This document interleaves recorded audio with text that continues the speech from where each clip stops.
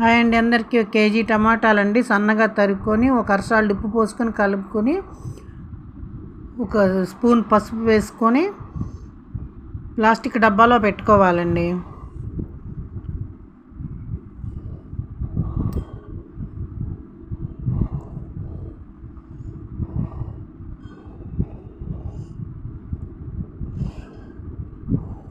మూడవ రోజు ముక్కలు పిండుకుని ఎండలో పెట్టుకోవాలండి 1 గంట సేపు. ఆ రసంలో ఒక 200 గ్రాముల చింతపండు ఒక 2 గంటల సేపు నానబెట్టుకోవాలి.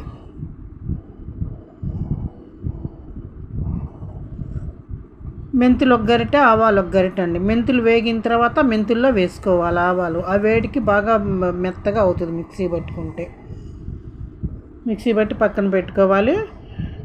ఇప్పుడు ఈ చింతపండు వరకు తీసుకొని రుబ్బుకోవాలండి. ఇందులో చిక్కాలుంటే వేరేసుకొని రుబ్బుకోవాలి మెత్తగా నలిగే వరకు. నలిగిందండి మెత్తగా. ఒక గిద్దన్నర కారం పడుతుంది. ఇప్పుడు ఈ డబ్బా గిద్ద పట్టుద్దండి, గిద్ద అంటారు దీన్ని. ఒక గిద్దన్నర కారం పోసుకోవాలి. ఈ రసం పోసి కలుపుకోవాలి. ఈ పొడి నలిగినాక వేసుకోవాలండి, ఇప్పుడే వేసుకోకూడదు.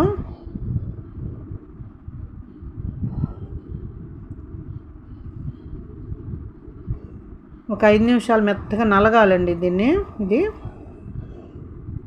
వెల్లుల్లిపాయ వేసుకున్నాను, ఈ పొడి కూడా వేసేసుకున్నానండి. పెద్దవి 3 వెల్లుల్లిపాయలు వేసుకున్నాను. నలిగిన తర్వాత ఇప్పుడు ఈ ముక్కలండి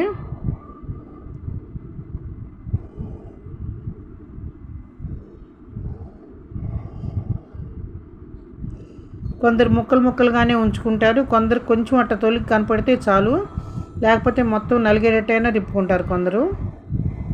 నేనైతే కొంచెం అట్లా తొలికి కనపడితే చాలు అన్నట్టుగా తిప్పుకున్నానండి. రోట్లో అన్నం చాలామంది ఇష్టపడతారు కదండి.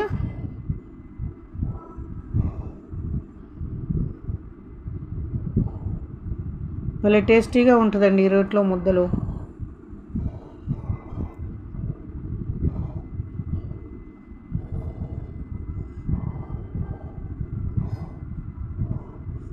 ఇప్పుడు డబ్బాలో పెట్టుకున్నాను కదండి, కొంచెంగా తిరగమాత వేసుకోవాలండి, బాగుంటుంది వంట. ఒకేసారి వేసుకునే కంటే ఏఎస్ బ్రాండ్ పప్పు నూనె వాడుతున్నానండి, నువ్వుపప్పు నూనె.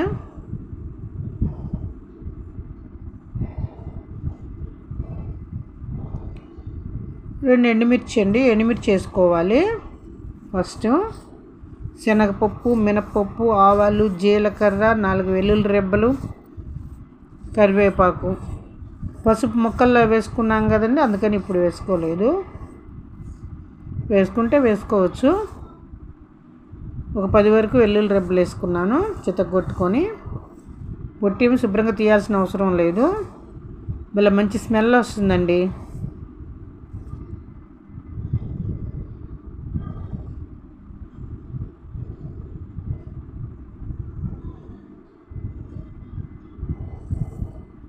భలే టేస్టీగా ఉందండి. ఈ కొలత ప్రకారం పట్టుకోండి, సంవత్సరం నిల్వ ఉంటుందండి.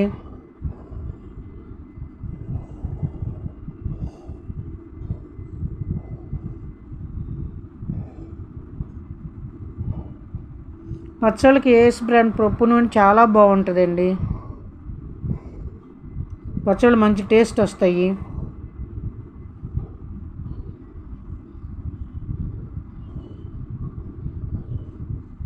వీడియో నచ్చితే ఒక లైక్, షేర్, సబ్స్క్రైబ్.